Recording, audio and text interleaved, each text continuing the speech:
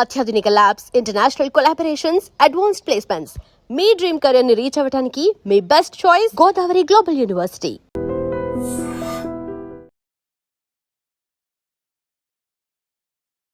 Hi hello namaste, welcome to iDream. నేను Rachel. Diabetic పేషెంట్స్కి రకరకాల హెల్త్ ఇష్యూస్ ఉంటాయి. అందులో మరీ ముఖ్యంగా ఒక్కసారి డయాబెటిక్ పేషెంట్స్కి కిడ్నీ ప్రాబ్లం వస్తే డయాలసిస్ వరకు వెళుతుంది. మరి ఎందుకు మేజర్గా ఈ ఆర్గాన్ దెబ్బతింటుంది? దీన్ని మనం ముందుగా అరికట్టలేమా? ఎస్, ఇలాంటి డౌట్స్ని క్లారిఫై చేయడానికి మనతో పాటు ఉన్నారు డాక్టర్ దిలీప్ గుడే గారు, senior consultant physician and diabetologist, Yashoda hospital, Somajiguda, Hyderabad. So వారితో ఒకసారి మాట్లాడదాము. నమస్తే అండి. డాక్టర్ గారు, డయాబెటిక్ పేషెంట్స్ని చూస్తే రకరకాల హెల్త్ ఇష్యూస్ చెప్తూ ఉంటారు. ఒక్కసారి ఈ ప్రాబ్లం వస్తే మరి ముఖ్యంగా కిడ్నీ పైన పడుతుంది, ఎందుకంటారు? So sugar is not just అంటే ఇది ఒక సిస్టమిక్ వ్యాధి, అంటే ప్రతి సిస్టమ్ ఎఫెక్ట్ అయ్యే వ్యాధి. అంటే కిడ్నీలతో పాటు రెటీనా, కంటి వెనుక పొర ఎఫెక్ట్ అవుతుంది, నరాలు ఎఫెక్ట్ అవుతాయి, ఆర్టరీస్, మనకి రక్త సరఫరా చేసే ఆక్సిజనేటెడ్ బ్లడ్ సరఫరా చేసే ఆర్టరీస్లో కాల్షియం కొలెస్ట్రాల్ కూర్చోవటం, పక్షవాతం risk, paralysis risk, gangrene risk. So బేసిక్గా బాడీలో ఉన్న ప్రతి ఆర్గన్ ఎఫెక్ట్ అవుతుంది, నో డౌట్. అయితే కిడ్నీ ఎఫెక్ట్ అవ్వటం అనేది మనకు తెలిసేటప్పటికే లేట్ అవుతుంది. యూజువల్గా మనకు క్రియాటినిన్ అనే టెస్ట్ అందరూ చేస్తూ ఉంటారు. కిడ్నీ వ్యాధి ఫంక్షన్, కిడ్నీ డిసీజ్ వచ్చింది అని చెప్పడానికి చాలామంది క్రియాటినిన్ పెరగటం వరకు వెయిట్ చేస్తారు. అయితే క్రియాటినిన్ పెరగటం 1.8, 2 ఉందనుకోండి, దట్ ఈస్ అ ప్రాబ్లం. అంటే ఒకసారి 2 అయింది అంటే వితిన్ 1 ఇయర్ అది 3 అవుతుంది, దెన్ 5 వరకు రీచ్ అయింది అనుకోండి. 5 దాటితే మనం డయాలసిస్కి వెళ్ళాల్సిన అవసరం ఉంటుంది. అయితే ఇది ఎలా ముందే పసిగట్టడం బేసిక్గా? అయితే డయాబెటిక్ కిడ్నీ డిసీజ్ ఇది ప్రివెంట్ చేయడానికి 4 పిల్లర్లు ఉన్నాయి. అంటే 4 క్లాసెస్ ఆఫ్ మెడిసిన్స్ ప్రతి డయాబెటిక్ పేషెంట్ ఖచ్చితంగా వాడాల్సిన మందులు ఇవి. బీపీ, ఇన్వేరియబుల్గా బీపీ ఉంటుంది. మోస్ట్ డయాబెటిక్ పేషెంట్స్కి 70% మందికి బీపీ కూడా ఉంటుంది. నా కిడ్నీని రక్షించే బీపీ ట్యాబ్లెట్ డయాబెటిక్ పేషెంట్స్లో ఖచ్చితంగా ఇవ్వాల్సిన 2 క్లాసులు ఉన్నాయి. ఏస్ ఇన్హిబిటర్, ఏఆర్బి అంటాం. సో ఎనలాప్రిల్, రామిప్రిల్ ఒకవైపు, ఆర్ టెల్మిసాటన్, ఒల్బిసాటన్ అని ఈ మందులు వాడితేనే కిడ్నీని రక్షించగలం, ఎస్పెషల్లీ డయాబెటిక్ కిడ్నీ డిసీజ్లో. నా షుగర్ కంట్రోల్కి కిడ్నీని రక్షించే డయాబెటిక్ మెడిసిన్స్ ఉన్నాయి. ఎంపాగ్లిఫోజన్, క్యానాగ్లిఫోజన్, డాపాగ్లిఫోజన్ అని 3 మందులు ఒకవైపు, ఇంకొక వైపు సెమాగ్లూటైడ్, టిర్జోపటైడ్ లాంటి మందులు ఇంకొక వైపు. ఈ రెండు ఖచ్చితంగా ఒక్కోసారి కాంబినేషన్ ఆర్ సపరేట్గా వాడాల్సిందే బేసిక్గా. సో ఇవి రెండో పిల్లర్ బేసికలీ. దెన్ ఫెనిరనోన్ అనే కొత్త మందు వచ్చింది. ఫెనిరనోన్ అనే మందు కూడా కిడ్నీలో జరిగే ఒక రకమైన ఇన్ఫ్లమేషన్, అంటే వాపు, బేసిక్గా నాన్ స్టాప్ ఇన్ఫ్లమేషన్ జరుగుతూ ఉందనుకోండి. ఏళ్ల తర్వాత ఇప్పుడు 1,00,000 నెఫ్రాన్స్ ఉన్నాయి ఫర్ ఎగ్జాంపుల్, ఒక కిడ్నీ దాంట్లో అనుకోండి. దాంట్లో ఈ 1,00,000 నెఫ్రాన్స్ షుగర్ పెరిగి ఉండటం వల్ల ఈవెన్చువల్గా 50,000కే వచ్చేస్తాయి. అంటే పనిచేసే నెఫ్రాన్స్ 50,000 అవుతాయి 1 ఇయర్లో. 2 ఇయర్స్లో 25,000 అవుతాయి. 4 ఇయర్స్లో అది 10,000 పనిచేస్తాయి. మరి మిగిలిన ఈ ఉన్న 10,000 1,00,000 నెఫ్రాన్స్ చేయాల్సిన పనిని 10 రెట్లు చేస్తున్నాయి కదా. అలా చేసి అలసిపోయి అవి కూడా ఫెయిల్ అవడం స్టార్ట్ అవుతాయి. సో ఇది ఆపడానికి first thing foremost sugar control చేసుకోవాలి. Fasting should not cross 110, 120, okay, at any point in time. 80 to 120 fasting ఉంచుకోవాలి. తిన్న తర్వాత ఎనీ టైం 130 నుంచి 160, 170.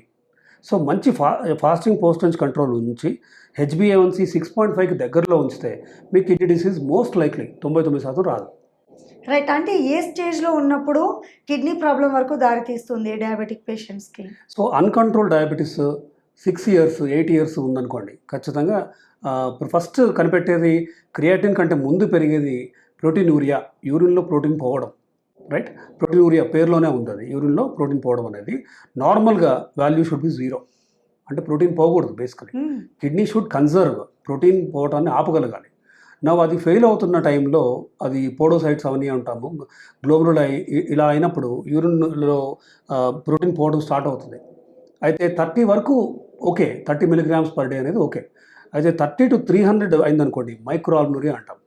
300 to 3 grams అవుతుంది అనుకోండి, మ్యాక్రోఆల్బుమినురియా అంటాం. 3 grams దాటితే నెఫ్రోటిక్ రేంజ్ ప్రోటీనూరియా, అంటే అదొక సీరియస్ ప్రాబ్లం అది. సో ప్రోటీనూరియాని ఇలా మనం గ్రేడ్ చేస్తాం. అయితే నార్మల్గా ప్రోటీనూరియా స్టార్ట్ అయింది డయాబెటిక్ పేషెంట్లో అని తెలియగానే అది క్రియాటిన్ పెరగడానికి it may take 2 more years. అంటే మనకు ఒక మంచి బఫర్ ఉంది. అంటే ఈ 2 ఏళ్ళు పేషెంట్ కిడ్నీని రక్షించడానికి మనకు ఒక ఆప్షన్, ఛాన్స్ ఉంది. ఎలా? ఇందాక చెప్పిన ఎంపా, డాపా, క్యానా మందులు, then ACE inhibitor or ARB inhibitors మందులు, దెన్ సెమాగ్లూటైడ్, టిర్జోపటైడ్ మందులు, ఇంకొక 4th పిల్లర్ కొత్తగా వచ్చిన ఫెనిరనోన్ అనే మందు. ఈ 4 డయాబెటిక్ కిడ్నీ డిసీజ్ ప్రివెంట్ చేయడానికి 4 పిల్లర్లు అనుకోండి. సో ఇలా ఇవి వాడుతూ కోర్స్ అందరికీ అన్నీ వాడాలంటే లేదు, ఎవరిలో ఏది వాడాలనే దానికి నిర్దిష్టమైన గైడ్లైన్స్ ఉన్నాయి.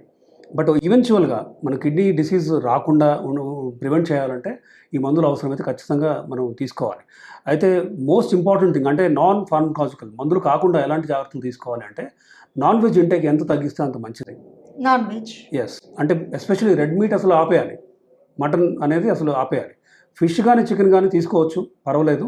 0.8 gram per KG body weight అంటాం. అంటే ఒక 70 కేజీలో ఉన్నవాళ్ళు ఒక 58-55 grams of protein per day వాడచ్చు, right.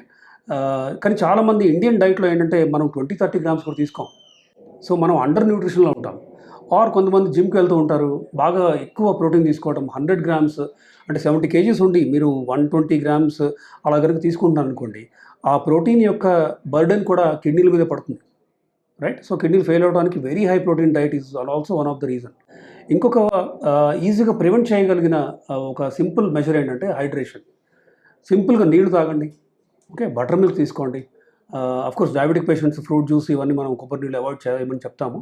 But simple water, butter milk మొత్తం కలిపి 3.5 లీటర్స్ పర్ డే తీసుకున్నారు అనుకోండి, యు ఆర్ హెల్పింగ్ యువర్ కిడ్నీకి రక్త సరఫరాని ఇంప్రూవ్ చేస్తున్నారు. బీపీని అంటే నియంత్రిస్తూ బ్లడ్ ఫ్లో కిడ్నీస్కి ఇంప్రూవ్ అయినప్పుడు దే వర్క్ వెల్. సో ఇలా సమ్మరైజ్ చేయాలంటే ఒకవైపు మీట్, రెడ్ మీట్ కంప్లీట్గా తగ్గించి ఎగ్స్ తీసుకోవచ్చు, 2 ఎగ్ వైట్స్ పర్ డే సేఫ్గా తీసుకోవచ్చు. అయితే ప్లాంట్ ప్రోటీన్ మంచిగా తీసుకోవచ్చు. అంటే ఇప్పుడు దాల్స్ ఉన్నాయి, మూంగ్ దాల్, తూర్ దాల్, ఉరద్ దాల్ అవ్వచ్చు, సోయా, చనా, రాజ్మా, బీన్స్, దెన్ పల్లీలు, బఠానీలు అవ్వచ్చు. సో ప్లాంట్ ప్రోటీన్కి మనం ఏమి లిమిట్ లేదు. అలాగే మిల్క్, కర్డ్ వీటిలో ఉన్న కెసిన్ అనే ప్రోటీన్ కూడా మంచిదే, అండ్ పనీర్ కూడా.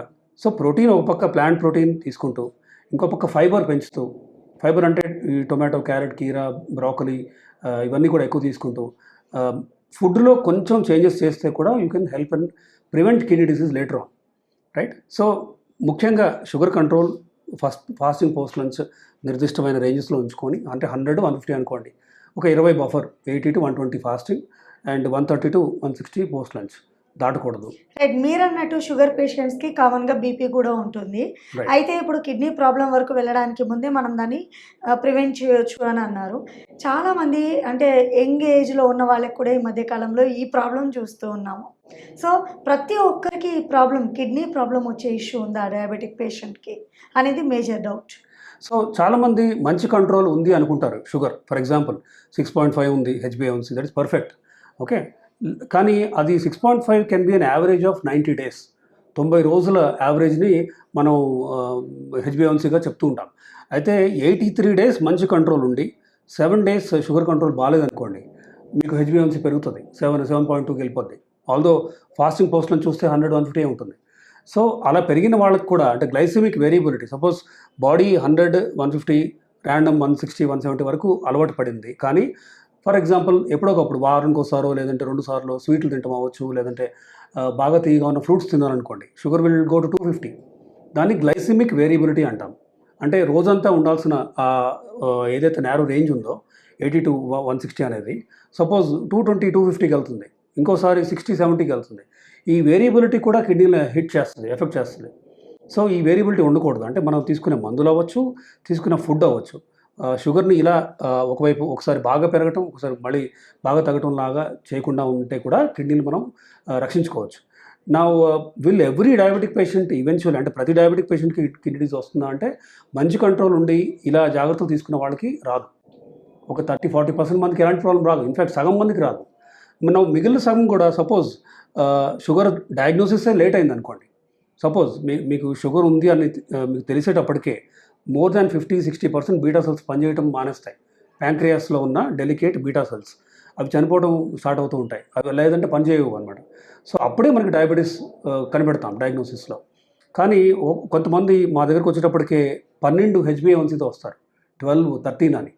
ఏదైతే 6 ఉండాలో అంటే వాళ్ళకి 12 వచ్చిందంటే వాళ్ళకి ప్రాబ్లీ 1 year or 2 years నుంచి డయాబెటీస్ ఉంది.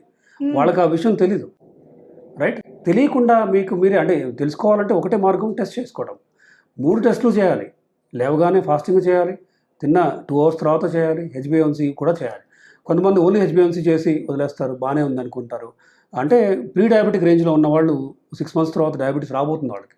సో వాళ్ళు జాగ్రత్తలు తీసుకోకపోతే ఇలానే వాళ్ళు తెలియకుండానే నిద్రాణంగా డోర్మెంట్గా 7, 8, 9 అలా హెచ్బిఎన్సీ పెరుగుతూ పోతుంది. మనం ఇనీషియల్గా కనుక సరైన కంట్రోల్ చేయకపోతే డయాబెటిక్ కంట్రోల్, అది షుగర్ కంట్రోల్, దెన్ మందులు, మనం వాడే మందులు కిడ్నీని రక్షిస్తున్నాయా లేదా, ఇలా సరైన మందులు కనుక వాడకపోతే మాత్రం మెటబాలిక్ మెమరీ అని ఒక కాన్సెప్ట్ ఉంది.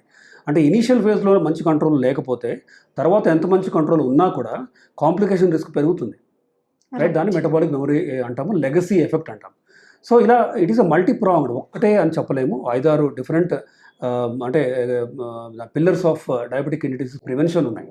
సో ఇలా చేస్తే ఖచ్చితంగా ఒక మోర్ దాన్ 60-70% మందిని we can help them prevent from going in to diabetic kidney disease.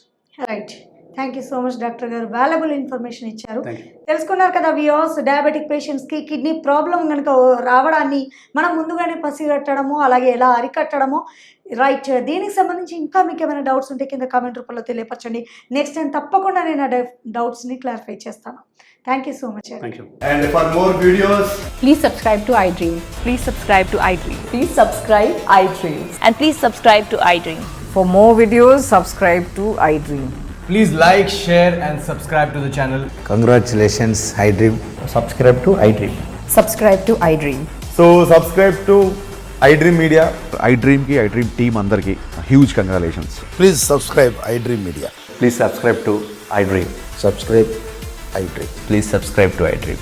iDream అంటే నా కళల ఛానల్ను సబ్స్క్రైబ్ చేసుకున్న నోరు తిరుగుతలేదు, మీరైతే గంట గుర్తు కొట్టండి. For more such videos, please subscribe to iDream. Subscribe to iDream. Please subscribe to iDream. Please subscribe iDream Media. Please do subscribe to iDream. Please subscribe to iDream Media. For best entertainment and information, please subscribe iDream. And don't forget to subscribe to iDream.